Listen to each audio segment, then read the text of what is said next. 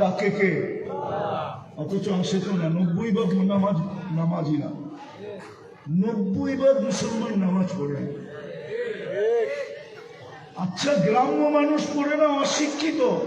শিক্ষিত গুলো তো পড়া দরকার ছিল। ওরা তো ভাবতো যে আল্লাহ আমাকে মেধা দিছে, আমি মেধার গুণে এই শিক্ষায় শিক্ষিত, আজকে এই পদে আমি আসীন, উপবেষ্টিত, এই পদে আমি উঠলাম। ওর তো উচিত ছিল সবচেয়ে বেশি আল্লাহকে সেজদা করা। কি যুক্তি কি বলে? হ্যাঁ, কিন্তু আমার সমাজে শিক্ষিত মানুষ তো বেনামাজি বেশি। আমার সমাজের পদস্থ মানুষ তো বেনামাজি বেশি।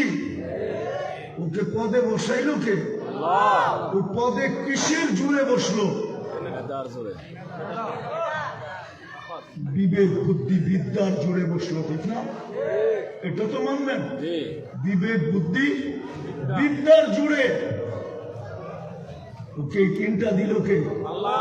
ওর তো উচিত ছিল আল্লাহর কাছে থাকা। বেনামাজি তো এরা সবচেয়ে বেশি, ঠিক না? রাগ হয়ে গেলেন? পায়ে হাত রাখি, রাগ হয় না। বুঝের কাজে দিবে, নাইলে রব্বে কাবার কসম, এই কথাই কিয়ামতের দিন আপনাকে ভিডিও করা অডিও শোনানো হবে। আল্লাহ বলবে শুন, তারপরে নিজের হিসাব নিজে কর। কাফা বিনফসিকা লিয়াউমা আলাইকা হাসিবা। তোর হিসাবের জন্য তোর বিবেকই যথেষ্ট, তোর বুদ্ধি যথেষ্ট, তোকে যে বিদ্যা দিছি এটাই যথেষ্ট, আর কিচ্ছুর প্রয়োজন নাই।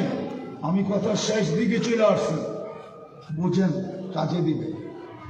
দুনিয়ার কোনো পরিচয় যদি চলতো